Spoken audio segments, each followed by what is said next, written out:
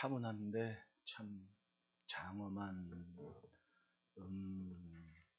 음악으로 느껴지는 것이 아마 작곡가의 의도가 예수님의 생애를 그렇게 표현하고 싶은 것이 아니었나 하는 생각을 해봅니다.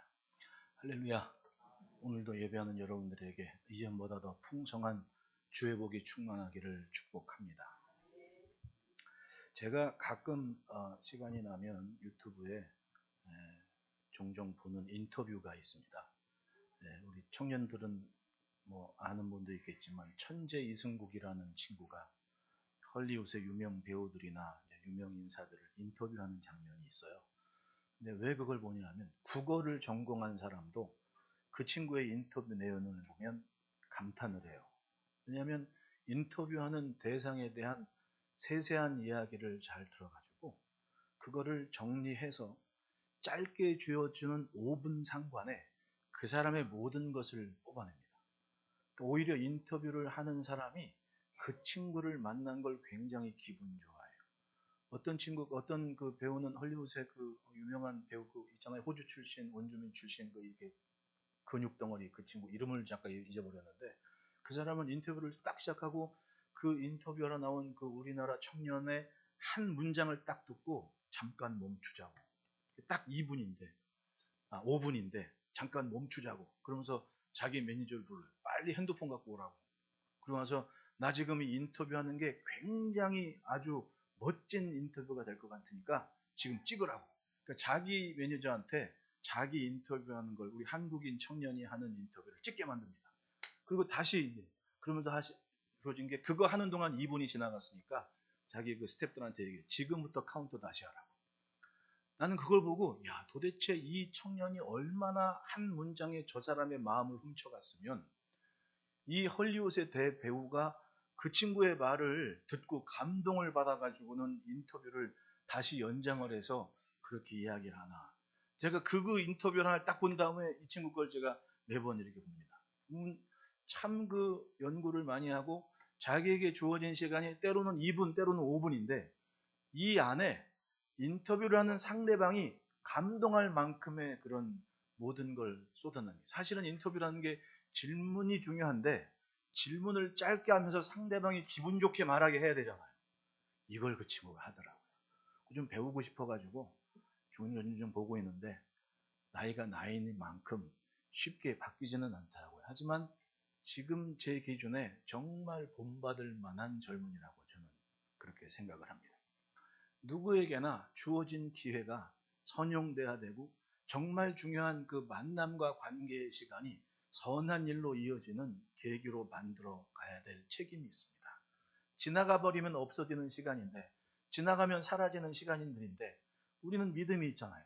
하나님은 내게 꼭 필요한 것을 내 앞에 있게 하신다. 그렇다면 우리가 만나는 것, 우리가 경험하는 모든 것들이 하나님께서 원하시는 일에 쓰여지게 할 책임과 결정은 남이 해주는 게 아니라 내 몫이라는 거죠. 우리는 매일 그런 시간을 감당하고 있다는 겁니다. 제가 성경을 읽으면서 제일 아쉬운 인생을 꼽자면 우리가 읽은 본문의 본디오 빌라도입니다. 폰티우스 필라투스. 이 사람 정말 불쌍한 사람 아닙니까? 그야말로 예수님이 내 앞에 계셨습니다. 남들에겐 주신 적이 없는 독대할 수 있는 시간이 있었습니다. 예수님 앞에 진리가 무엇인지 분명 들을 수 있는 기회가 있었습니다. 그걸 알아먹었습니다. 그런데 기어이 결정을 하지를 못합니다. 내가 도저히 이분을 내 손으로 죽게 할 수는 없다라는 답은 가졌지만 그 답을 향해 가지를 못했습니다. 결국은 진리를 앞에 두고 진리를 외면한 인생이 되었습니다. 우리가 예수를 믿은 이후에 천국 갈 때까지 기도할 때나 혹은 예배할 때마다 고백하는 사도신경에 딱 사람은 2명 나옵니다. 마리아하고 본디오 빌라도. 마리아는 그 천사가 자기에게 이야기하는 그 음성이 자기의 인생을 맡겼습니다. 아직 결혼도 안 하고 정혼한 여인인데 갑자기 애를 낳는다고 얘기하는 건데 어떡합니까? 이 난감한 상황을. 나 돌 맞아 죽게 생긴 일입니다. 근데 마리아는 천사의 음성을 들었을 때 주의 계집종이 오니 말씀대로 내게 이루어지이다라는 고백을 했습니다. 그리고는 사도신경에 우리가 신앙을 고백할 때 죽을 때까지 동정녀라는 이름으로 그 여인의 삶을 기억하고 기념을 하게 됩니다. 근데 본디오 빌라도를 보십시오. 다른 두 번째 인간입니다. 사람입니다. 그런데 그 많은 권세를 갖고 있는 사람이었음을 들고 예수님을 죽게 할 수도 있고 살게 할 수도 있는 권세를 가졌음에도 불구하고 내 앞에 있는 진리를 외면해버리고 맙니다. 그리고는 십자가에 내어주게 되죠. 우리가 예수 믿고 천국 갈 때까지 고백하는 신앙 고백에 본디오 빌라도는 예수님을 고난과 죽음에 이르게 한 그런 도구로 기억이 되고 있습니다. 얼마나 창피한 일입니까? 만약에 저 세상에서 우리의 목소리가 들린다면 죽을 때까지 고통스러운 거 아니겠습니까? 죽어서도 고통스러운 거고 영원의 시간을 고통 속에 있는 거 아니겠냐. 또 나야 그럴 거 아니에요. 자신의 권세로 예수 그리스도를 심판했습니다. 기록에는 자세히 나오지 않습니다. 이 폰티우스 필라투스라는 본디오 빌라도에 대해서. 그런데 평민 출신으로 로마가 그 세력을 획장할 때 이민족의 아들로 태어났습니다. 그러니까 이민족의 아들로 태어났지만은 용맹하고 군사적이고 로마가 지배를 하고 있는 상황에서 항복한 사람은 다 로마의 시민권을 줬기 때문에 로마의 시민으로 자란 겁니다. 즉 우리도 얘기 아싸 변두리 출신인데 이 사람이 용맹하고 지략이 뛰어나고 정치적인 술수가 탁월해가지고 성장을 하면서 결국은 평민 출신이 호민관의 자리까지 올랐습니다. 굉장히 이 입지전적인 인물이었습니다. 그리고 당시의 로마의 황제, 이 자기 부인 클라우디아가 누구냐면 황제 티베리우스의, 즉 예수님 당시 로마의 황제였던 티베리우스의 사위가되분 딸이 클라우디아인데, 이 클라우디아라는 딸이 사실은 자기 부인 율리아라는 부인이 데리고 들어온 딸이에요. 그러니까 이게 뭐라고 얘기해야 되나요? 황제 아우구스투스의 딸이 율리아인데 율리아가 방탕한 생활을 했습니다. 딸을 가졌는 거예요. 근데 황제 아우구스투스가 티베리우스한테 티베리우스를 사유로 삼으면서 자기 딸을 시집을 보냅니다. 근데 딸이 하나가 있으니까, 그러니까 손녀딸이죠. 근데 이 티베리우스가 황제의 자리에 오르기 전에 자기 데리고 온 율리아의 딸을 자기의 딸로 인정을 해요. 그러니까 이 클라우디아는 황제의 딸이 된 겁니다. 그리고 본디오 빌라도와 결혼을 합니다. 나중에 그 본디오 빌라도를 유대의 총독으로 보내게 되죠. 본디오 빌라도는 그러니까 앞서 얘기했지만은 평민 출신이고 이민족 출신인데 얼마나 탁월하게 전투적인 용사였는지, 군사적으로 굉장히 탁월한 그런 군인이어서 호민관의 자리까지, 장군으로서 호민관의 자리까지 올랐고, 호민관인데 황제가 자기 사위 삼을 만큼 그 사람의 정치적인 수완이나 아니면 사교성이나 굉장히 뛰어난 사람이었다는 얘기 아닙니까? 그리고 비교적 자율권이 보장된 유대의 총독으로 보내는 거예요. 그렇게 따지면 이 본디오 빌라도라는 인물이 그 시대의 사회적인 기준으로 볼 때 굉장히 지적이고 탁월하고 외교적이나 정적으로 수완이 많은 인물임을 알만할 겁니다. 그때 이 본디오 빌라도가 평상시에 다른 총독이나 장군들이 금기시한 것이, 유대 사람들은 형상이나 우상을 굉장히 싫어한다. 그러니까 각별히 조심해야 돼. 그러니까 왕의 장군의 문양이나 문장을 만들 때 무슨 형상이 들어간 걸 굉장히 금기시하고 갔단 말입니다. 근데 본디오 빌라도가 총독으로 부임할 때 그 총독 깃발 앞에다가 왕의 얼굴 있지 않습니까? 티베리우스 왕의 얼굴, 그 초상을 딱 그려가지고 그걸 앞세우고 예루살렘으로 들어갔단 말입니다.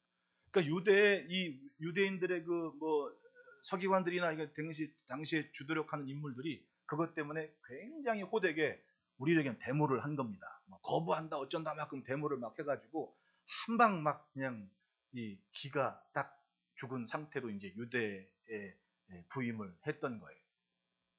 어쨌든 유대의 역사가 요세푸스는 그에 대해 기록하기를 그는 고집스럽고 잔인한 사람이다.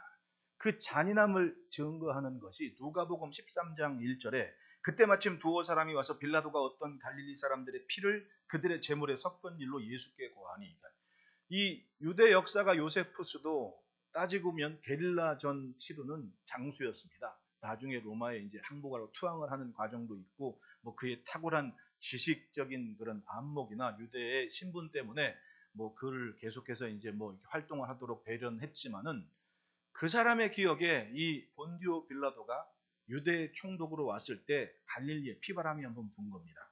왜냐하면 갈릴리 지역은 역사적으로도 아수르나 바벨론이나 애굽이나 아니면 그 동쪽으로 서쪽으로 진출하는 교두보 요충 지역이기 때문에 굉장히 중요한 곳이었고, 게다가 거기에 산으로 둘러싸여 있지 않습니까? 헐몬산, 갈멜산, 그리고 모래산.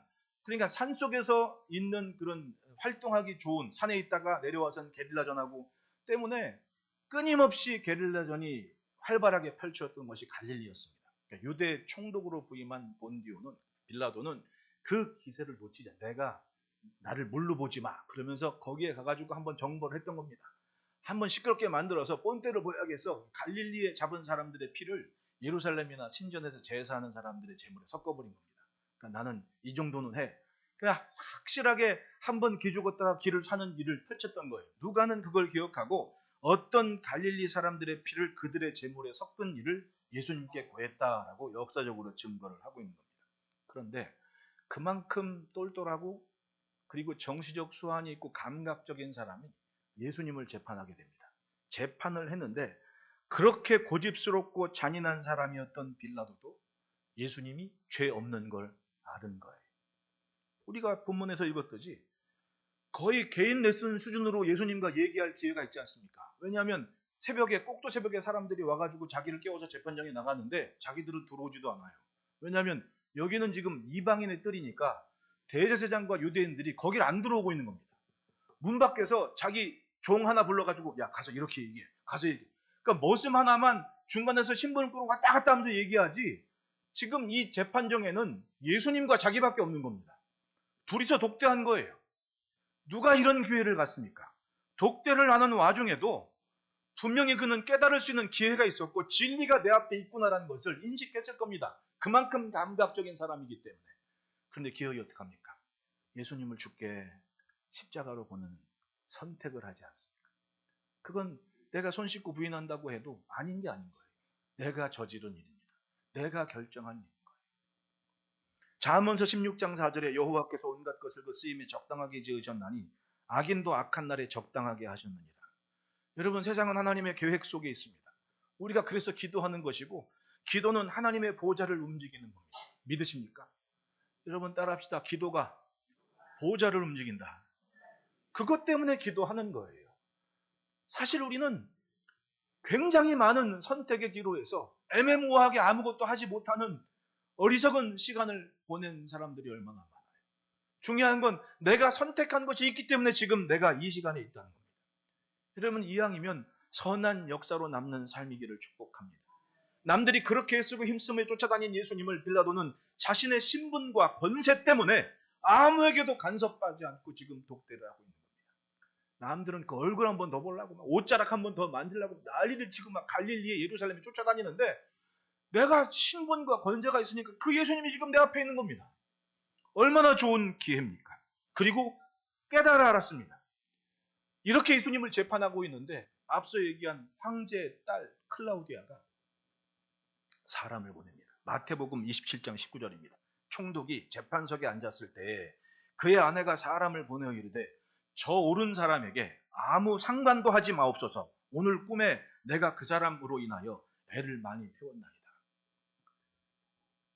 나중에 이 클라우디아가 전해지는 이야기에 따르면 예수님께로 대한 신앙이 극심한 여인이 됐다 어쩌다 이런 얘기는 많아요. 성경에 없는 얘기는 그냥 재미로 읽으면 된다고 생각을 해요. 그러나 분명한 건 이 시대에 있어서 꿈은 뭐예요?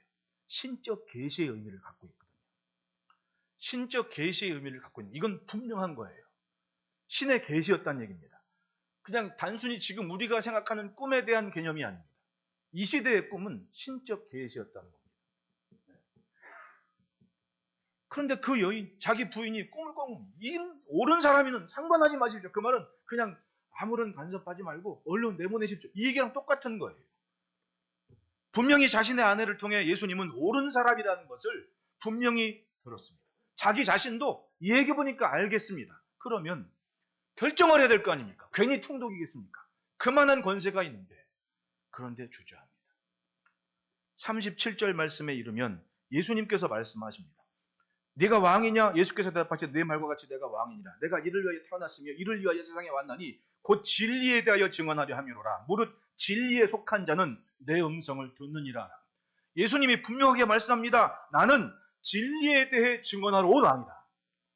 진리에 속한 자는 내 음성을 듣는다. 그러면 분명한 진리가 무엇인지 깨달아 알 수 있는 기회가 왔습니다. 아니, 알고 싶었습니다. 그런데 어떻게 반응했습니까? 38절에 빌라도가 이르되 진리가 무엇이냐 하더라. 그러면 묻고 그 얘기를 들어야 될 거 아니에요. 예수님은 충분히 말하고 싶었습니다. 말하실 거예요. 그런데 그 다음 장면을 보십시오. 진리가 무엇이냐 하더라. 이 말을 하고 다시 유대인에게 나가서 이르되 나는 그에게서 아무 죄도 찾지 못하였노라. 총독의 기준으로 볼 때 이 사람이 반역을 하거나 반란을 일으킨 근거가 없다. 그리고는 듣는데 진리에 대한 말씀을 시작하시는 겁니다. 진리가 뭐야? 그리고는 나가버리는 거예요. 조금 머물러 있어야 됐습니다. 조금 더 물었어야 됩니다. 마치 니고데모처럼 거듭남의 비밀이 뭡니까? 다시 태어납니까? 질문이 오가면서 뭔가 결론에 이르러야 했었는데 이 사람은 그냥 진리? 그리고 나가버린 거예요. 죄 없는 건 일단 아니까 이 사람은 죄가 없는 걸 아무 죄도 찾지 못했다. 결국은 대대로 두고두고 예수님 오시기 전까지 성도의 신앙 고백에 본디오 빌라도는 예수님을 십자가에 죽게 한 사람으로 나옵니다. 얼마나 괴롭겠습니까? 옳은 것을 외면한 결과가 그랬고 진리를 외면한 결과가 그랬습니다. 아는데 쫓아가지 못하는 우유부단함이 얼마나 많아요. 우리가 모르는 게 있습니까? 배워서 다 알아요. 저는 예배가 중요하다는 것 제가 왜 강조를 하냐면 특히 온 가족이 할아버지부터 손주까지 함께 드린 예배가 중요하다고 생각하는 게 하여튼 절실해요. 저는. 왜냐? 여러분 지금 무슬림은 특별한 모임 갔습니까? 이슬람 같은 경우에는 그 사람 우리로 같은 뭐 주일이다 메카에 그 자기네 그 무슬림 신전에 모여가지고 알라 하면서 하루 5번 자기네 일하면서 저 무릎 꿇고 절하는 오죽 그게 지독하면 공항에도 기도처를 만들어 놨겠냐고요. 무슬림 위해서.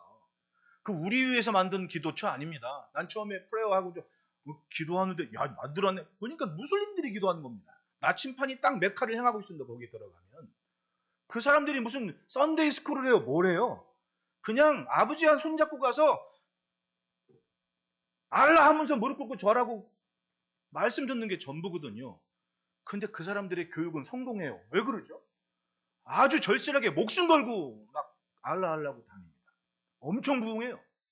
근데 교회는 한국 교회만 놓고 봅시다. 1960년대, 70년대, 한 19세기, 20세기 그때는 글도 모르고 문화도 없고 그러니까 썬데이 스쿨 주일학교 해가지고 좀 더 뭐 글도 배우고 했습니다. 근데 그게 20세기, 21세기 계속 가고 있는 겁니다. 결과는 어떻게 됐습니까? 애들이 어른 예배 참석을 안 해. 우리끼리 모였다가.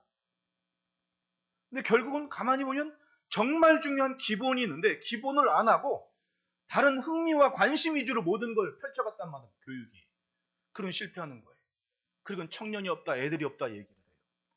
만약에 지금 여러분들이 하는 것처럼 애기들 손잡고 품에 안고 오늘 아침에도 이른 아침에 아빠 출근했다고 엄마가 그 현이 데리고 그걸 바리바리 싸들고 이른 아침에 애 싸들고 온다는 게 내가 보니까 그거 보고 말은 안 했지만 참 힘들었겠다. 그렇게 드리는 애들은 절대로 곁길로 가지를 않습니다. 왜? 의뢰 그걸 지킬 줄 아니까. 그건 어느 투맨가 무슨 동네 학원 보내듯이 넌 어느 반가 했습니다. 그럼 성공을 해야죠. 예술을 자랑해야죠. 나 이만큼 좀 투철해. 근데 정작 중요한 예배라는 기본을 지키지 않으니까 이 교육이 과연 성공한 교육이냐면 차라리 아무것도 안 해도 내가 주일은 할아버지 손잡고 할머니 손잡고 엄마 손잡고 가서 예배드리고 찬송해야겠다는 걸 지켰다면 무슬림보다는 더 나은 신앙을 갖지 않겠냐는 생각이 지금 제 생각입니다. 여러분 옳은 것을 외면한 결과가 너무 참혹해요. 천국과 지옥에 있는 걸 모르는 사람도 많습니다. 내가 성전된 주의 몸을 섬기겠다는 각오와 헌신의 의미를 모르는 사람도 많습니다. 지난 주일 저녁에 어떤 친구 목사님이 시골에서 목회하는 친구가 와가지고 자기 깜짝 놀랐다고 뭐 이런저런 얘기를 하다가 커피 마시면서 얘기하는데 저 하계동에 어떤 교회 목사님 아직 못 나고 갔대요. 동네까지 얘기해서 참 미안한 얘기지만 근데 그 목사님이 그러더라고요, 자기한테. 자기 그 젊은 집사님들이 목사님이 이제 청소를 딱 하니까 재직회 시간에 얘기를 하더라는 거예요. 목사님, 우리가 청소를 왜 합니까? 우리가 헌금도 내는데 청소를 왜 해야 됩니까? 그러더라는 거예요. 그 이 목사님이 깜짝 놀랐다는 거예요. 내가 그동안 뭘 했나? 내가 그동안 뭘 전했나? 뭘 가르쳤나? 회의가 들더라는 거예요. 저도 그건 문제라고 생각. 아니 우리 교회 권사님들, 집사님들은 막 그냥 내가 어떻게 하든 성전은 주님의 몸이다 하고 혼자서 나가도 막 3일에 걸쳐 청소하면서도 봉사하고 헌신한다. 이게 아버지 집이니까 하지. 그런 마음으로 헌신하는데 어떻게 다리가 강 건너 하나인데 야 노원구 그거 못 쓰겠네. 아니 어떻게 내가 헌금하는데 청소를 왜 하냐고 이런 얘기가 나올. 그러면 도대체 그동안 뭘 들은 거고 뭘 배운 건지 자문을 해봐야 돼요. 목사로서. 저는 그렇게 생각을 합니다. 우리는 너무 많은 걸 외면하고 살았습니다. 옳은 것 알지만 그걸 강조하지 않았고. 자 보십시오. 예수님은 누가복음 16장 27절 31절 말씀 보면 어리석은 부자와 거지 나사로의 비유가 분명히 있잖아요. 이건 예수님이 하신 말씀이거든요. 누가 한 얘기가 아니라 예수님이 해주신 말씀인데 부자는 평상시에 살면서 하나님의 백성이라고 얘기하지만 자기 문 앞에 있는 거지 하나 살피지 않은 그런 부자였습니다. 두 사람이 천국을 갔단 말입니다. 근데 거지 나사로는 그냥 그 앞에 있으면서도 어쨌든 그냥 하나님 붙잡고 살려고 아둥바둥 사는 흔적이 있었던 거예요. 둘이 죽었습니다. 딱 갔는데 거지 나사로는 아브라함의 품에 안겨가지고 그렇게 행복하고 좋은 겁니다. 자기들이 믿음의 조상 품에 앉아 저렇게 잘 있는데 자기는 물 한 방울 없어가지고 고통 중에 있어가지고 예수님께 얘기한 겁니다. 주여, 저 나사로한테 우리 집 문 앞에 있던 거지 아닙니까? 물 한 방울 찍어서 내 혀에 좀 닿게 해주십시오. 근데 예수님 뭐라고 해요? 예, 내가 뻔히 보지만은 여기서 거기 갈 수 없고 거기서 여기 올 수 없는 거야. 충격을 받습니다. 그리고 다시 얘기하죠. 그러면 아직 살아있는 내 형제들이 있으니까 그들에게 나사로를 좀 보내가지고는 좀 정언하게 하십시오. 이 고통받는 곳에 오지 않도록 좀 나사로를 보내서 좀 말씀해 주십시오. 라고 얘기한 예수님 뭐라고 그래요? 예수님은 모세와 선지자들이 있으니까 그들에게 들으면 된다. 아무리 비록 죽은 자 가운데서 살아난 사람이 있을지라도 들을 놈 듣고 안 듣는 놈은 안 듣는다.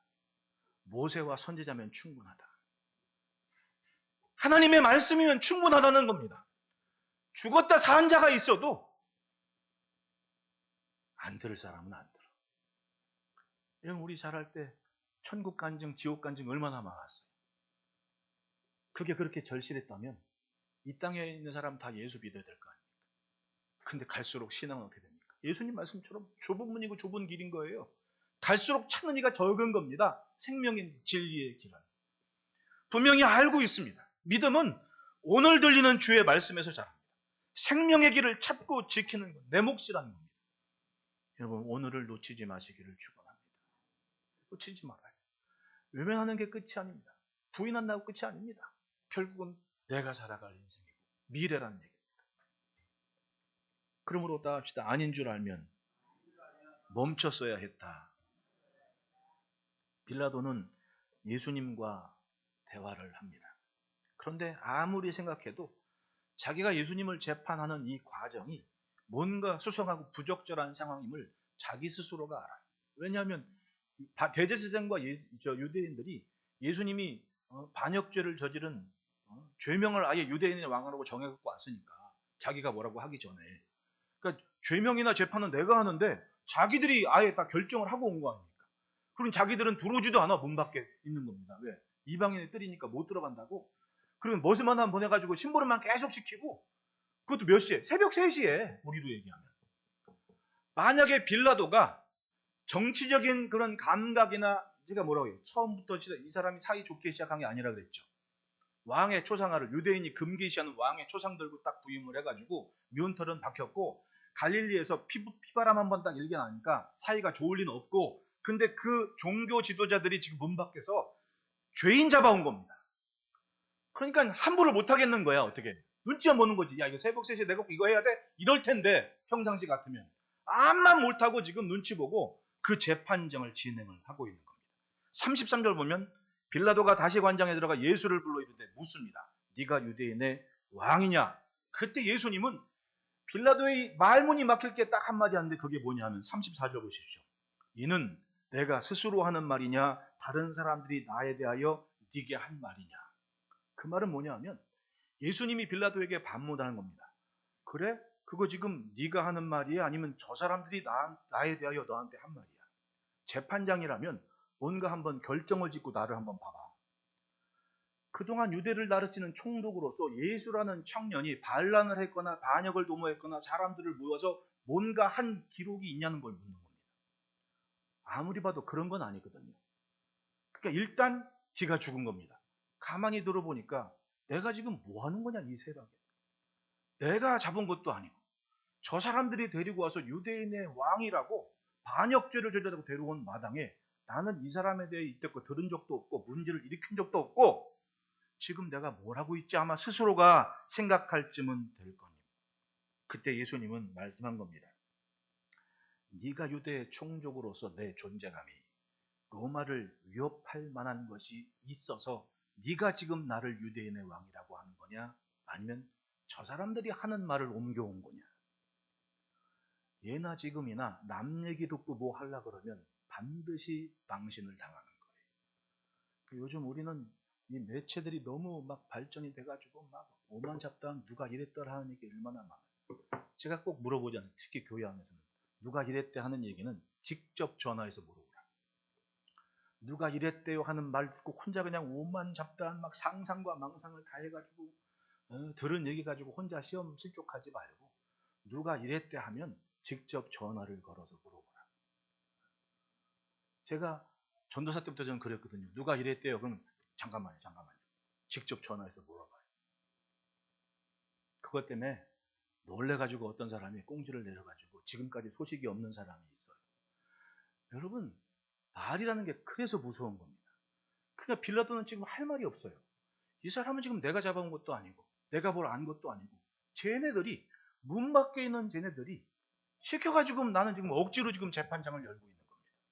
그런데 아무리 봐도 예수라는 사람이 로마의 황제에 대적하거나 위협한 기록도 없고 한 적도 없고 알지도 못하고 예수님 말씀하십니다. 36절에 내 나라는 이 세상에 속한 것이 아니니라. 만일 내 나라가 이 세상에 속한 것이었더라면 내 종들이 싸워 나로 유대인들에게 넘겨지지 않게 하였으리라. 이제 내 나라는 여기에 속한 것이 아니니라. 맞아요. 예수님은 분명히 말씀하시는데 왕이라는 것이 무슨 의미냐 하면 내가 여기서 이 땅에 속한 나라 그게 아니다. 만약에 그랬으면 내 군대들이 가만히 있었겠냐? 내 군대들이 여기 오기도 전에 저 사람들한테 잡히지 않도록 나를 대신해 싸웠을 거다. 어떻게 생각하냐? 37절에 빌라도가 이르되 그러면 네가 왕이 아니냐? 예수님이 또 말씀합니다. 네 말과 같이 내가 왕이라. 그래 왕은 맞아. 그런데 내가 이를 위하여 태어났으며 이를 위하여 왔네. 곧 진리에 대하여 증언함이로라. 무릇 진리에 속한 자는 내 음성을 듣느니라. 진리를 위한 왕이었고 진리이셨습니다. 그러면 그 진리를 물어야 됐죠. 다음 모습을 보면 빌라도가 이르되 진리가 뭐지? 그리고는 나가더라는 거예요. 이게 아쉬운 겁니다. 그리고 얘기합니다. 이에게서 아무 죄도 찾지 못하였느니라. 맞습니다. 왕은 왕인데 진리에 대해 증거하는 왕이고 세상 나라와는 관계가 없는 영생과 구원을 위한 하나님의 어린 양이요 다윗의 자손이었다. 그것을 바로 앞두고 진리를 품을 수 있고 쫓아갈 수 있었지만 진리가 무엇이냐 하며 나가서 그에게서 아무 죄도 찾지 못하였노라. 들으려 하지 않았고 알려 하지 않았습니다. 다만 이 갈등을 피하고 싶었을 뿐이에요. 누가복음 23장 6절로 7절에 빌라도가 듣고 그가 갈릴리 사람이냐 물어 헤롯의 관할에 속한 줄 알고 헤롯에게 보내니 그때 헤롯이 예루살렘에 있더라. 마침 헤롯 지난주에 말씀드린 헤롯 안디빠가 자기 별장 궁 수리한다고 예루살렘에 와 거했던 때입니다. 그러니까 갈릴리 사람이라고 그럼 갈릴리의 분봉왕 헤롯이 여기 있으니까 갈릴리를 다스리는 헤롯이 이 일을 처리한 게 맞다. 그리고 보냈다는 겁니다. 헤롯에게. 만약 여기서 죄 없으신 예수님을 그냥 보냈다면 하나님은 다른 방법으로 주의 구원을 행하셨겠죠. 에스더서 보십시오. 모르드게가 뭐라고 얘기합니까? 야, 에스더야, 너 지금 이거 해도 안 해도 상관없어. 하지만 네가 외면한다고 해서 하나님께서 하나님의 일을 못할 것도 아니고 죄송합니다. 다른 방법으로 충분히 그 일을 했을 거다. 결국 아닌 줄 알지만 외면해버린 그 순간이 빌라도에게는 자신의 존재가 영원토록 예수님을 죽게 한 사람이라는 낙인을 찍게 만들었던 거예요. 따라합시다. 있을 때 잘하자. 힘이건 건강이건 재물이건 다른 이들에게 아쉬운 것이 내게 있다면 그건 사명의 도구예요. 여러분, 주의 음성과 주의 뜻을 앞두고 외면하기보다는 결정을 내리고 선택을 하고 섬김이 있는 은혜가 있기를 축복합니다. 둘째로는 따라합시다. 진리 앞에서는 중간이 없다. 누가복음 23장 4절로 7절을 보면 빌라도가 대제사장들과 무리에게 이르되 내가 보니 이 사람에게는 죄가 없도다 하니 무리가 더욱 강하게 말하되 그가 온 유대에서 가르치고 갈릴리에서부터 시작하여 여기까지 와서 백성을 수동하게 하나이다. 빌라도가 듣고 그가 갈릴리 사람이냐 물어 헤롯의 관할에 속한 줄 알고 헤롯에게 보느니 그때 헤롯이 예루살렘에 있더라. 빌라도는 분명히 죄 없는 걸 아는데 풀어줘도 되는데 이게 정치적으로 문제가 될까봐 이러지도 못하고 저러지도 못하고 하는 차에 헤롯이 마치 여기 갈릴리에 분봉하기 예루살렘에 와 있다 그러니까 옳거니 그러면 나를 요 책임을 좀 면해야지 하면서 갈릴리에 분봉하긴 헤롯에게 예수님을 보냈다고 얘기를 해요. 근데 지난주에도 봤지만 헤롯 안니빠는 세례 요한이 죽었다 살아났다고 생각하는 마랑에 이 예수님을 보고 싶은데 마침 예수님이 예루살렘에서 잡혀가지고 있다는 겁니다. 누가복음 23장 8절로 12절에 헤롯이 예수를 보고 매우 기뻐하니 이는 그의 소문을 들었으므로 보고자 한 지 오래였고 또한 무엇이나 이적 행하심을 볼까 바랬던 연고로라. 아니 그렇게 막 병자도 일어나고 문둥병도 고치고 막 죽었던 사람이 벌떡 일어나고 야 그러면 나도 좀 그거 좀 보고 싶어. 아주 즐거워가지고 예수라는 사람이 내 앞에 온 겁니다. 그런데 물어요. 여러 말로 물으나 아무 말로 대답하지 아니하시니 이미 헤롯 안디빠의 마음은 지옥으로 죽음으로 알지만 기회를 잃어버린 영혼이 돼서 결국은 대적자로 선 마당에 예수님이 그에게 무슨 말을 합니까? 알아먹어야 말을 하지. 예수님은 아무 말도 안 합니다. 오히려 빌라도와 나눈 대화는 있는데 헤롯과 나눈 대화가 없다는 게 웃기지 않아요? 아무 말 안 하셨다라고 얘기를 해요. 10절에 보면 대제사장들과 서기관들이 서서 힘써 고발하더라. 이게 뭐가 지금 주거니 받거니 했는데 아무 말 없으니까 헤롯이 막 미타미타해요. 그러니까 옆에 있는 대제사장 유대인들이 막 소리를 내서 얼렁얼렁 재판을 해서 좀 죄를 정하라고. 11절에 헤롯은 또 난처 있습니다. 헤롯이 그 군인들과 함께 예수를 업신여기며 희롱하고 빛나는 옷을 입혀 빌라도에게 도로 보내니라고 얘기를 해요. 헤롯도 야 이거 괜히 이거 뭐 엄하게 죄없는 사람 내가 뭐 이러고 저러고 할 게 뭐가 있어. 그냥 빌라도한테 보내 다시. 그리고 예수님을 다시 빌라도에게 보냈다는 얘기입니다. 여기서 빌라도는 예수님께 대한 자신의 책임을 덜고 싶었을 겁니다. 가만히 보면 대제사장과 서기관들이 꼭두새벽에 사람 하나 잡아와가지고는 유대인의 왕이라고 자기들이 죄명을 정해놓고 확인도 안 했는데 죄명까지 정해놓고 대뜸 하는 얘기 죽여라 죽여라고 소리를 지르고 있는 거예요. 헤롯도 책임지지 않고 다시 자기에게 보내는 상황입니다. 앞서 얘기했지만 본디오 빌라도가 보통 사람입니까? 황제의 사위인데 얼마나 뛰어난 정치적인 감각이 있겠습니까? 군인이지만은 군인임에도 불구하고 정치적 감각까지 있었다는 얘기는 굉장하다는 얘기. 여러분 요즘 우리 군대 생활 그러고 보니까 우리 유재욱 군이 제대를 했지 않습니까? 축하한다고 박수 한번 주십시오. 아유, 난 못 나오는 줄 알았어. 정치적인 대한민국의 군인들이 얼마나 많아요. 그런데 별 하나 달기가 얼마나 힘든지 아십니까? 이 별 하나 달려면 청문회 가야 돼요. 국회 인준을 받아야 됩니다. 보통 사람이 아닌 거예요. 그러니까 대령까지는 열심히 군인다운 모습이 있다가도 별 하나 달면 이 사람이 순간적으로 정치적으로 변해버려요. 왜? 맨날 만나는 사람이 군수, 국회의원 이런 사람 만나고 다니니까 사람들이 군인으로서의 군기가 사라지는 것 같아요. 내 생각에, 내 개인적인 생각에. 그들은 평민으로 전쟁을 누볐던 호민관까지 오른 장군이었습니다. 근데 호민관까지 오른 순간은 이미 로마의 원로원과 모든 관계된 사람들을 한 번씩은 다 만나서 밥 한 번은 먹었을 거 아닙니까? 그만큼 정치적인 감각이 있는 사람이라는 거예요. 옳고 그름 사리 분별이 여느 사람과는 다르다는 얘기입니다. 전쟁터에서는 명령 하나에 죽고 살고 이게 아닌 사람인 거예요. 근데 이 사람이 아무 죄를 찾지 못했다는 겁니다. 그러니까 곤란한 거예요. 내가 빨리 발빼야겠다. 야, 헤롯한테 빨리. 근데 그분이 다시 온 겁니다. 얼마나 난처해요. 누가복음 23장 14절 15절 보면 이르되 너희가 이 사람이 백성을 미혹하는 자를 내가 끌고 왔도다. 보라, 내가 너희 앞에서 신문하였으되 너희가 고발하는 일에 대하여 내가 이 사람에게서 죄를 찾지 못하였고. 알아요. 죄가 없는 걸. 그러면 결정을 했어야죠. 15절에 헤롯이 또한 그렇게 하여 그를 우리에게 도로 보내었도다. 즉 헤롯도 죄가 없다 그런다. 나도 죄가 없는 걸 알겠다. 그가 행한 일에는 죽을 일이 없다. 그리고 우리가 읽어보면 39절 6월절이면 내가 너희에게 한 사람을 놓아주는 절대가 있으니 그러면 너희는 내가 유대인의 왕을 너희에게 놓아주기를 원하느냐. 너희들의 왕이라면서, 유대인의 왕이라면서, 왕인데 왜 싫어하는데 내가 너희에게 놓아주겠다. 이 사람 로마 황제에게 반역이나 반란한 거 없다. 너희의 왕이라면 내가 놓아주기를 바라냐? 라고 묻는 거예요. 그런데 이 사람들이 뭐라 그럽니까? 40절에 바라바를 놓아달라. 바라바를 놔주라.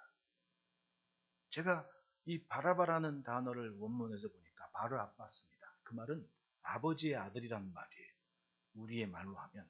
그럼 우리 말로 이 상황을 한번 생각해 보시라고. 대제사장과 유대인들이 유대인의 왕이라며 반란과 반역 때문에 고발했는데 나는 총독으로서 반란과 반역에 있는 기미나 조짐을 전혀 발견하지 못했으니까 내가 너희의 왕을 도로 놓아줄게. 대뜸 이 사람들이 바라바를 아버지의 아들을 돌려달라고, 아버지의 아들을 돌려놓으라고 막 얘기하는 겁니다. 그런데 아버지의 아들인 바라바와 요한복음 19장 7절 한번 보십시오. 유대인들이 대답하되 우리에게 법이 있으니 그 법대로 하면 그가 당연히 죽을 것은 그가 자기를 하나님의 아들이라 함이니라. 그러면 예수님께서 빌라도의 재판정에 섰을 때에 두 단어가 비교가 되는 거예요. 뭐냐? 바라바를 너희에게 놓아주랴, 예수를 놓아주랴 라는 얘기할 때 헬라어 원문에는 예수 바라바, 예수 그리스도라는 얘기가 있어요. 그러면 그 말은 뭐냐 하면 제 해석에 따르면 제가 생각한 게 겁니다. 아버지의 아들을 돌려달라라는 그 말은 뭐예요? 하나님의 아들을 죽여라라는 얘기 아닙니까? 빌라도가 선택을 요구했던 겁니다. 바라바를 놔주라. 예수 바라바를 놔주랴 아니면 예수 그리스도를 놔주랴. 즉 하나님의 아들을 놔주랴 아버지의 아들을 놔주랴. 선택을 해야 됐습니다. 유대인들은 아버지의 아들을 놓아달라. 우리가 사는 세상을 한번 보십시오. 아버지의 아들 강도를 놓아주고 하나님의 아들을 예수를 죽이라는 이 종교인들의 외침과 뭐가 다르겠습니까? 내가 원하는 것만 고집하는 겁니다. 생명이 있고 진리가 있는데 어중간하게, 아니 욕심 가득한 이 심령이 내가 원하는 것만 하나님 앞에 구하고 부르짖고 있는 겁니다. 이게 주의 뜻이라고 우기고 사는 거예요. 하나님의 아들을 부르는 것이 아니라 아버지의 아들을 부르고 있는 거예요. 요한은 그를 일컬어 얘기합니다. 강도다. 강도다. 빌라도는 다시 자신 앞에 오신 예수님을 앞에 두고 갈등했습니다. 이건 또 다른 기회였습니다. 나만이 할 수 있는 무엇인가 자신의 위치에서 할 수 있는 것이 분명히 있습니다. 그런데 아무것도 하지 않은 거예요. 애매모호했습니다. 요한복음 19장 9절로 12절에 다시 이어집니다. 다시 관정에 들어가서 예수께 말하되 너는 어디로부터냐 하되 예수께서 대답하여 주지 아니하시는지라. 빌라도가 이르되 내게 말하지 아니하느냐. 내가 너를 놓을 권세도 있고 십자가에 못 박을 권세도 있는 줄 알지 못하느냐. 이건 어찌 보면 자기 자신에 대한 인식을 하고 있다는 거니까. 살릴 수도 있고 죽일 수도 있는. 예수님께서 말씀하십니다. 위에서 주지 아니하셨더라면 나를 해야 할 고난이 없었으리니 그러므로 나를 내게 넘겨준 자의 죄는 더 크다. 그리고 그 말을 듣고 빌라도는 두려웠습니다. 뭔가 범상치 않은 것이 이 상황에 분명히 있는 걸, 아내의 꿈이나 자기의 판단이나 분명히 있는 걸 압니다. 그러면 결정을 내렸어야죠. 이만큼 마치 개인 레슨 받듯이 주님 앞에 세세한 설명을 들었으면 더 묻고 붙잡고 적어도 헤롯 안디바와는 다르게 뭔가 결정할 수 있는 책임이 있지 않습니까? 살리기도 하고 죽이기도 할 수 있는. 12절에 이러함으로 빌라도가 예수를 놓으려고 힘썼으나 힘썼습니다. 안 되겠다. 살려야겠다. 그런데 유대인들이 소리 지릅니다. 이 사람을 놓으면 가이사의 충신이 아니니이다. 무릇 자기를 왕이라는 자는 가이사를 반역하는 것입니다. 놓으려고 했지만 그렇게 하지를 못했습니다. 왜냐? 가뜩이나 부임 초반에 시끄러운 일을 만들었거든요. 괜히 선임 있는 유대인 총독들이 조심하라고 하는데 그걸 그냥 무시하고는 황제 초상 가지고는 앞세워가지고는 예루살렘까지 왔다가 욕을 바가지로 먹고 밀란이나 일게 만들고 또 괜히 한번 귀 좀 꺾어보겠다고 갈릴리에서 피바람 일게 해가지고는 친성시 여기는 재물에 섞어가지고는 드리게 하고 그러니까 저 밖에 있는 대제사장과 유대인들이 눈치를 볼 수밖에 없는 거예요. 내가 총독 자리 잘 지키려면 왜? 자기 선임이 그것 때문에 바뀌었거든요. 그러니까 좀 잘해야 돼. 게다가 장인인데 사람들이 뭐라고 얘기하겠어? 사람 눈치 보느라고 옳은 걸 알지만 쫓아가지를 못합니다. 마태복음 27장 24절에 빌라도가 아무 성과 없어도 밀란이 나는 것을 보고 물을 가져다가 무리 앞에서 손을 씻으며 이르되 이 사람의 피에 대하여 나는 무죄하니 너희가 당하라. 그런데 보십시오. 빌라도가 손 씻고 외면한다고 해서 그게 내가 한 게 아니지 않지 않습니까? 진리 앞에서는 아무것도 하지 않는다고 아무것도 하지 않은 것이 아니란 얘기입니다. 적극적으로 선을 향해 나가지 않으면 아무것도 안 한 게 돼버리는 거예요. 진리를 대적한 게 돼버린 게 된다는 거예요. 그래서 사도신경에 등장하는 딱 두 사람 중 오히려 예수님을 죽게 한 이름으로 사용을 당했습니다. 디도서 2장 10절, 27절을 보면 그가 우리를 대신하여 자신을 주심은 모든 불법에서 우리를 속량하시고 우리를 깨끗하게 하사 선한 일을 열심히 하는 자기 백성이 되게 하려 하십니다. 선한 일에는 열심을 내야 되는 겁니다. 내가 점점 신앙생활하는 우리의 시대를 보면 점점 무관심이 덕목이 되는 것 같이 그렇게 삽니다. 나쁜 놈들이 좋은 세상이 되는 세상에 돼버리고 있습니다. 주의 일은 더욱 그렇습니다. 여러분 아는 만큼 믿는 만큼 움직여야 돼요. 남이 해주지 않습니다. 옳은 걸 알면 쫓아가야 됩니다. 여기 젊은이들도 있지만은 아니 예배를 드리는 거 어른의 전유물이 아닙니다. 예배는 어른만 있는 게 아니에요. 가장 기본이 함께 모여 온 가족이 예배하는 거란 말입니다. 엄마만 새벽기도 하는 거 아닙니다. 나도 내가 못했으면 내가 새벽에 한번 가봐야지. 네? 그렇게 도전을 하는 겁니다. 내가 기도 한번 못했으면 내가 공부하느라고 기도를 못 해봤다. 그러면 목사님 맨날 교회 있는데 목사님 보러 가야지. 기도하러 가야지. 지금도 어떤 집사님들, 권사님들은 이렇게 있다가 좀 섭섭하면 목사님 기도 좀 해주세요. 들어와가지고 기도받고 가시고요. 난 그게 참 좋아요. 근데 신기하게도 그런 분들 평균 연령이 60 이상이야. 60 밑으로는 사람들이 그렇게 매정하대? 어떻게 그렇게 교회 어디 안 갔습니다. 2000년대의 교회나 1900년대의 교회나 항상 그 자리에 있습니다. 근데 점점 알지만 멀어지는 거예요. 제가 자꾸 온 가족 예배를 다른 것 말고도 이건 하나만 이거 제대로 지키질 않으면요. 백날 청년분이 뭐니 다루 모여야 쓸데없습니다. 현실이잖아요, 지금 그게. 함께 모여서 이날은 아버지의 날, 온 가족이 모이는 날, 이걸 뿌리 깊게 정착하지 않으면요. 한국교회 미래가 깜깜해지는 겁니다. 왜? 해본 적이 없으니까. 선한 일에는 열심을 내야 됩니다. 옳은 걸 알면 쫓아는 가봐야 돼요. 가보면서 거기서 주님과 도전을 합니다. 주님 이렇습니다. 그 도전이 기도가 되고 기도가 열매가 되는 거예요. 그러므로 셋째 따라합시다. 알아도 가지 않아서 실패했다. 19장 6절에 대제사장들과 아랫사람들이 예수를 보고 소리질러 이르되 십자가에 못 박으소서 십자가에 못 박으소서 하는지라 빌라도가 이르되 너희가 친히 데려다가 십자가에 못 박아라. 나는 그에게서 죄를 찾지 못하였노라.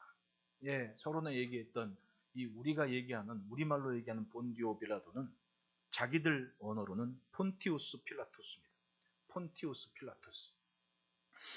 평민 출신이지만 분봉왕 헤롯 아켈라오를 제치고 유대의 자율적인 통치권을 행사하는 총독으로 올 만큼 정치적인 입지가 대단했고 한편으로는 그만큼 감각이 있는 사람이라는 얘기예요. 굉장히 선을 잘 탔습니다. 그의 부인이 황제 티베리우스의 딸입니다. 제가 그런 생각을 해요. 우리가 자라면서 다 받으면 쓸 때가 있어 하는 어른들 말씀이 생각이 나는 게, 여러분 영화 배너 아시죠? 자꾸 배너 얘기하는데 저는 그 명작이라고 생각해요. 한 12번도 넘게 봤습니다. 배너를 좋아하시는 우리 심지자님이 참 좋아합니다. 근데 그 배너라는 영화를 보면 해전에서 해군 제독이었던 아리우스 장군이 배가 난파가 되고 배너가 타고 있던 배가 부서지지 않습니까? 그리고 배너는 사슬에 맡겼는데 수영을, 유대인이 어떻게 수영을 잘했는지 모르겠어요. 그 수영을 기가 막히게 잘했는지 아리우스가 물에 빠진 거를 그 군복 입고 있는, 갑옷 입고 있는 사람을 딱 끄집어내가지고 뗏목, 부서진 배 나무토막에 아리우스 양을 딱 올려 세우는 겁니다. 그리고 아리우스가 진마당에 죽어야지 칼을 빼고 자기 죽이러 가는데 그 배너가 그걸 말리잖아요. 말리는데 서서히 로마의 배가 다가와서 쟤도 승리입니다. 이겼다고? 그리고 딱 보니까 날 살린 이 배너가 고마운 겁니다. 너는 나랑 같이 전차 타고 황제 앞에 행진해야 돼. 그리고 개선을 하는데 자기 전차에 이 노예인 배너를 올리는 거 아닙니까? 배너는 부끄럽고 민망하고 팬티 하나만 입고 있는데 사슬에 매어가지고는 전차에 딱 매가지고는 그 황제 앞으로 쫙 들어갑니다. 진짜 멋있는 장면이죠. 그리고 그 많은 계단에 배너를 데리고 아울리가 데리고 올라갑니다. 그러니까 황제가 황당해가지고 누구냐? 그러니까 아리우스가 내 생명을 구한 유대인 노예입니다. 황제시여, 이 사람을 황제 명으로 사면시켜 주십시오. 그러니까 황제가 그런 적이 전례가 없는데 사면시켜 주십시오. 그때 티베리우스, 그 황제가 바로 티베리우스인 거예요. 티베리우스 황제가 배너를 사면하죠. 그리고 그 다음에 이 아리우스가 자기 친구들이 이제 환송식을 한다고 축하한다고 막 펼칠 때 자기 집에 잔치를 벌이고 그 배너를 딱 데려가서 자기 인장 반지를 딱 빼가지고 넌 이제 내 아들이다. 내가 친구 소개해 줄게. 그리고 소개한 게 폰티우스 필라토스입니다. 이 친구 조금 있으면 유대 총독으로 가. 너 한번 잘 사귀어두면 될 거야. 재밌죠? 어쩌면 중학교 때 본 얘기가 이렇게 생생하게 생각이 나는지 모르겠어요. 그 본디오 빌라도라니까요. 그 배너라는 영화에 참 우리가 은혜 받을 내용이 참 많아요. 어쨌든 바로 그 장면입니다. 그리고 성지답사를 가면 우리 권사님들이나 집사님들이 처음 가는 곳이 케이사리아 바닷가를 가잖아요. 그럼 수로 딱 배경으로 해서 사진 찍었지 않습니까? 그 수로가 폰티우스 필라토스가 성전의 성전세를 가지고 훔쳐다가 그거 만든 거예요. 그러니까 빌라도 유대인들이 미운 짓 엄청 한 거야, 유대인들한테. 그러면 총독으로 갔으면 이게 좀 잠잠하라고 했는데 문제만 막 일으키니까 빌라도가 이 사람들 눈치를 봐야 돼, 안 봐야 돼요? 볼 수밖에 없는 상황이 됐다는 거죠. 그냥 눈치 본 사람이 아니었습니다. 그 잔인하고 고집스러운 사람이 눈치를 볼 수밖에 없는 상황이 맞는 거예요. 그 케이사리아 그 무너진 유적 앞에 분명한 이름이 나와요. 폰티우스 필라토스가 이 원형극장을 만들었다. 그리고 역사적으로 우리가 아는 그런 문학집에서도 이 본디오 빌라도가 등장을 합니다. 우리 어릴 적에 문학의 밤 할 때 그 빌라도의 꿈 해가지고 성극 많이 했잖아요. 거기에 보면 본디오 빌라도가 예수님을 알고 갈등을 많이 했다고 막 그 얘기하지만 그건 뭐 여부는 몰라요. 클라우디아는 나중에 예수님 영접해서 이런 얘기 기록이 있지만은 본디오 빌라도에 대한 기록은 없습니다. 그런데 역사적인 문학집, 이탈리아의 대문호, 그런 라틴어로 쓰여진 일반적인 문학집을 최초로 이탈리아 역사에서 최초로 평민의 언어로, 피렌체의 언어로 대서곡을 쓴 게 단테의 신곡이거든요. 그러니까 평민들이 알아먹을 말로 쓴 겁니다. 문학은 모든 사람들에게 있어서의 가치가 있는 보물이다. 그리고 평민의 언어로 기가 막히게 썼습니다. 그러니까 지금도 이탈리아 사람들은 자기들의 언어를 보급한 원천을 단테의 신곡에서 둬서 고등학교 때 필독서가 되는 겁니다. 그 단테의 신곡에 이승과 저승의 사이를 나누는 아케론 강이 등장을 해요. 제가 이 단테의 신곡 고등학교 때 읽고 뭔 얘기인지 몰라가지고 그 뒤로 한 두세 번을 읽었거든요. 지금도 읽고 있고. 근데도 어려워요. 어렵지만 참 재밌어요. 이승과 저승을 나누는 아케론 강 주변에서 기록은 이렇게 나와요. 악에 침묵하며 생전의 선과 악 어느 편에도 가담하려 하지 않았던 기회주의자들이 방황을 하는데, 즉 이도저도 아니고 알면서도 아무런 액션도 취하지 않고 기회만 보고 있던 사람들은 죽어서 그 이승과 저승으로 가는 강을 못 건너고 강변에서 이러고 저러고 왔다 갔다 하더라는 겁니다. 그런데 그 영혼들 가운데 가장 비열한 자의 그림자를 알아보았다. 가장 비열한 자의 그림자를 알아보았다. 그림자를 하나 알아봤는데 그림자만 봐도 누군지 알겠는 거예요. 그게 누구냐? 바로 폰티우스 필라토스라는 거예요. 웃기죠? 역사가 그리고 성경이 본디오 빌라도는 알아도 아무것도 하지 않은 실패한 영혼으로 기억을 하고 있더라는 얘기입니다. 따라합시다. 이도저도 아니면 실패다. 그러니까 뭔가 하나에 미치도록 집중을 하고 달려갈 책임은 내게 있는 겁니다. 해보지도 않고 알고도 아무것도 안 하고 그럼 실패하는 거 아닙니까? 느끼고 깨달았으면 단련은 가봐야 될 거 아닙니까? 가서 확인은 해봐야 될 거 아닙니까? 내가 믿는 하나님이 내게는 이런 분이었다는 말 한마디 할 수 있어야 될 거 아닙니까? 성경의 주님 앞에서 진리가 무엇이냐라고 당당하게 질문할 수 있는 사람이 몇 사람이 됐습니까? 딱 하나입니다. 유일한 사람입니다. 그만큼 뭔가가 달랐습니다.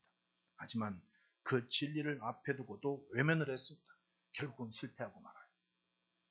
여러분, 주님을 쫓아가시기를 축원합니다. 예수를 닮아가시기를 축원합니다. 그거 없으면 신앙은 결국은 자기 만족이에요. 이 정도면 됐겠지. 그리고 종교적인 자기 위로에 지나지 않습니다. 이거 했으니까 괜찮겠지. 이랬으니까 돼야 될 거 아니야. 천만에요. 사도 바울께서 말씀하십니다. 빌립보서 3장 14절에 표대를 향하여 그리스도 예수 안에서 하나님이 위에서 부르신 부름의 상을 위하여 달려가노라. 이왕에 믿을 거 주님이 주신 상은 받아야 될 거 아닙니까? 표대를 향하여 그리스도 예수 안에서 하나님이 위해서 부르신 부름의 상을 위하여 난 달려간다. 사도 바울이 뭐가 아쉬운 사람이었습니까? 이룰 거 다 이룬 사람이지만 모든 걸 배설로 여기고 내가 주님만 쫓겠다고 주님을 닮겠노라고 달려가지 않습니까? 더 주님을 닮도록, 더 경건하도록, 더 그리스도인다운 모습을 갖도록 도전할 책임이 내게 있습니다. 남이 해주지 않습니다. 기도는 남이 해줍니까? 내가 한 거예요. 내가 하는 겁니다. 열매는 남이 주는 겁니까? 네, 그럴 수도 있겠지. 하지만 진정한 열매는 내가 기도한 것의 열매를 내가 만날 때 감사한 거 아닙니까? 아는 것이 끝이 아닙니다. 닮아야 하는 것. 그래서 믿으면 믿을수록 닮아가는 겁니다. 사도신경에 고백하는 이름 중 두 사람 마리아는 순종과 길이요 진리요 생명이신 주님이 오신 도구로 기억합니다. 반면에 빌라도는 예수를 고난과 죽으심으로 내어준 그 이름이 되버리고 말았습니다. 가장 비열한 인간의 그림자로 문학가도 역사에 기억할 만큼 이왕이면 삶의 주의 통로가 된 마리아와 같은 주님을 쫓아가는 흔적이 되는 복된 삶이기를 축원합니다. 기도하겠습니다.